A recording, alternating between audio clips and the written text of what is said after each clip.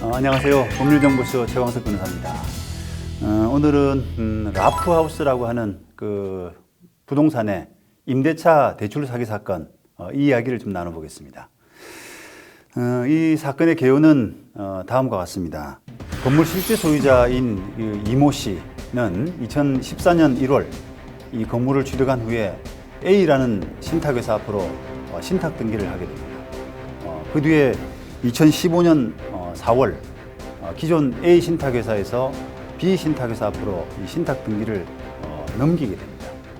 이 100억 원대 그 이모 씨의 이 사기 행각은 B 신탁회사 앞으로 이전 등기되는 신탁되는 과정에서 두 가지 그 사기가 벌어지게 되는데, 먼저 대출 사기가 첫 번째 문제이고요. 그 다음에 신탁된 후에 세입자들로부터 임대차 보증금을 함부로 받는 그런 사기로 나누어 볼 수가 있습니다. 첫 번째 그 신탁 과정에서 이 대출 사기 문제인데요. 이 비신탁 앞으로 그 신탁 등기되는 과정에서 이 대출 사기 사건이 있었는데, 이 비신탁 앞으로 신탁되는 당시에 이 건물에는 이미 수십 명의 세입자가 각 호실당 수천만 원 이상의 보증금을 지급을 하고 입주한 상태였습니다. 신탁 과정에서 이모 씨는 이들 기존 세입자의 임대차 계약서를 위조 내지 변조하게 됩니다. 예를 들어서 각 호실당 어떤 호실에 7천만 원이다라고 하는 것을 호실을 임대차 계약서를 변경을 해서 변조를 해서 그 임대차 계약서를 1,000만 원짜리 그런 임대차로 만들어 둔갑해버리는 그런 범행을 저질렀습니다. 이렇게 위조된 그 계약서를 신탁계약의 그 우선수익자라고 할 수 있는 대출 금융회사에 제공을 하게 됩니다. 그 이유는 이렇게 건물의 담보 가치를 실제보다 높이는 방법으로, 대출이 기존의 전세 보증금이 상당히 많이 있으면 대출해 줄 수 있는 부분이 적을 텐데도 그 부분을 낮추어 보임으로써 대출 액수를 늘리는 그런 효과를 노린 것이죠.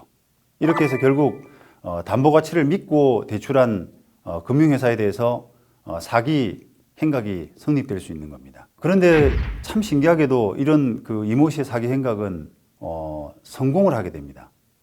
건물의 기존 세입자의 임대차 보증금을 실제보다도 이렇게 줄이는 방법으로 건물의 담보 가치를 높이는 이런 그 사기 대출 수법, 이런 것은 대출을 그 업으로 하는 이 금융회사로서는 사실 쉽게 생각할 수가 있습니다.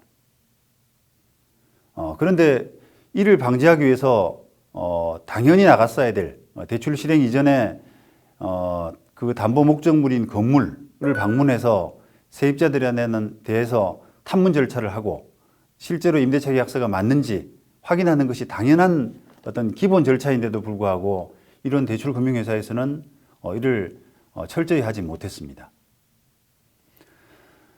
이런 임대차 계약서 위변조 후에 이를 바탕으로 대출 발생이 일어났는데도 불구하고 세입자들 부분은 다행히 세입자들이 피해를 입지 않을 수 있습니다. 이 세입자들은 이미 임대차보호법상 대항 요건을 잘 구비하고 있었다면 이런 비신탁회사 앞으로 신탁 등기가 된 이후에 그 신탁회사를 상대로 보증금 청구권을 당연히 행사할 수 있기 때문입니다. 그리고 두 번째로는 그 신탁된 이후에 다시 임대차 보증금 사기가 일어나게 됩니다. 이모 씨의 사기 행각은 단순히 대출 사기에 그치지 않습니다. 이런 대출을 받은 이후에 실제 소유자를 자처하면서 수십 명의 새로운 세입자들과 임대차 계약을 체결하게 됩니다.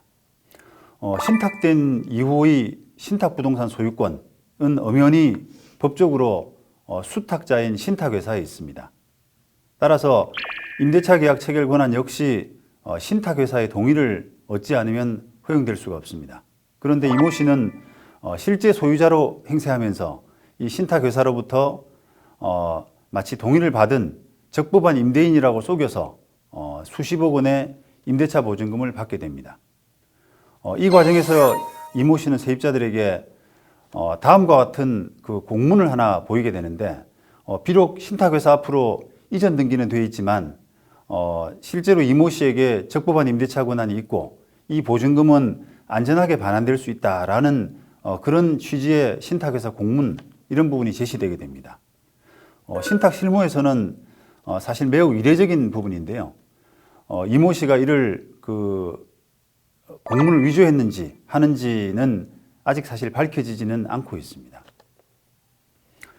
여기에다가 그 상당수 세입자들에게 라프하우스를 소개하고 현재는 그 잠적 중인 중개업자가 있는데 이 중개업자가 이모 씨의 예전 직원이었다라고 하는 그런 소문까지 있습니다.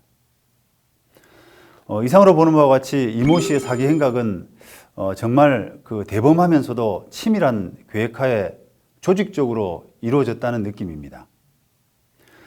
따라서 이런 신탁된 부동산의 임대차 계약에 있어서는 과연 어떤 점을 주의해야 될지, 어떤 점을 보고 해야 사고가 일어나지 않는지 하는 부분에서 매우 시사하는 바가 크다고 할 수 있습니다.